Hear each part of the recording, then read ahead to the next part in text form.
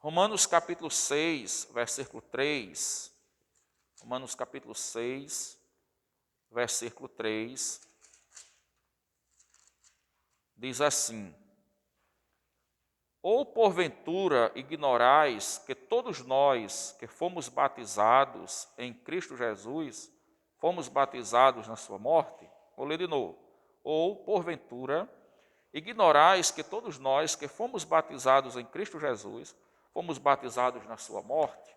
Então, quem foi batizado em Cristo, foi batizado na sua morte, né? Então, por exemplo, muitas vezes a Bíblia fala de batismo, diz que os hebreus, eles foram batizados na passagem do mar. Na passagem. Eles não se molharam, eles pisaram em terra firme, mas eles foram batizados. Depois eles foram batizados na passagem do Jordão, né? Então, a Bíblia vai utilizar várias vezes esse simbolismo. E aqui ele diz que todos nós fomos batizados na sua morte, os que nos batizamos em Cristo Jesus. A nova vida. De quando em quando, toda a família de um novo convertido era batizada. Em Atos capítulo 10, versículo 48, a gente vê a família de Cornélio, né, o carcereiro. Deixa eu olhar aqui, capítulo 10, versículo 48. Família de Cornélio, né? 10, 48. E diz assim: e ordenou que fossem batizados em nome de Jesus Cristo. Então, lhe pediram que permanecesse com eles por alguns dias. Ou seja, todos foram batizados em nome de Jesus Cristo. A família de Cornélio, os vizinhos, as pessoas que estavam ali, que ouviram a palavra. Também capítulo 16, ainda de Atos, versículo 33. Atos 16, 33. E diz assim: naquela mesma hora da noite, cuidando deles, lavou-lhes os vergões dos açoites. A seguir, foi ele batizado e todos os seus. Aqui é o centurião, né, o carcereiro, né, o carcereiro de Filipos, que estava ali, tinha levado os apóstolos para a prisão, e estavam alguns prisioneiros. Quando o Senhor mandou aquele anjo, houve um terremoto, fez um milagre, eles estavam libertos. O carcereiro, então, consciente da sua responsabilidade diante do imperador, né, de dar conta daqueles presidiários, ele puxou a espada e ia dar cabo da sua vida. E aí Paulo disse: olha, não faça isso, todos nós estamos aqui, não fugiu ninguém. E ele, naquele momento, ele se converte, né? Ele viu aquilo ali como um milagre, uma obra de Deus. E aí ele leva aqueles prisioneiros para sua casa, dar-lhes de comer, né, um jantar, vai lavar as feridas das chibatadas que eles tinham levado na prisão. E ali Paulo prega a palavra e ele se converte com a sua família e são todos batizados.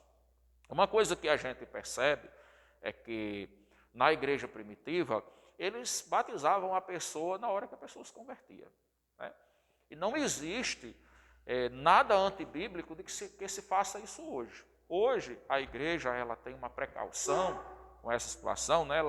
Quando a pessoa se converte, ela passa um tempo discipulando, porque as pessoas hoje elas têm um comportamento meio diferente daquele tempo.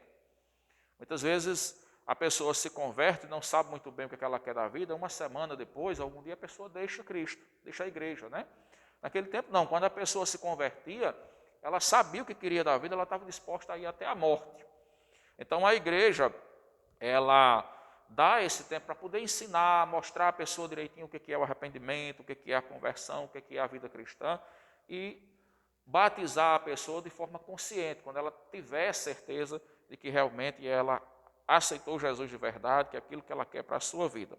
Às vezes também há outras questões que a igreja também não batiza logo, porque ela vai tratando outras situações, né? Como, por exemplo, uma coisa muito comum que acontece é pessoas que se convertem e elas não são casadas, né, oficialmente. Elas vivem uma vida conjugal, a gente chama no dia a dia assim, se juntaram, é assim? E vem aquela vida junto. Então, o que a igreja faz? A igreja vai orientar essa família, vai acompanhar, vai ter uma orientação pastoral.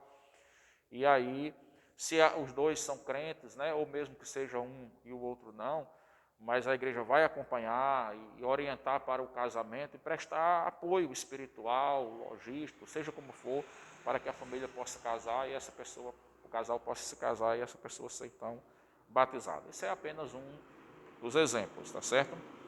Bom, também temos o capítulo, 1 aos Coríntios capítulo 1 e versículo número 16. 1 Coríntios 1, 16. Veja aqui o que é que ele apresenta, né, como símbolo nesse texto. Símbolo de quê aqui? Né? Capítulo 1, versículo 16.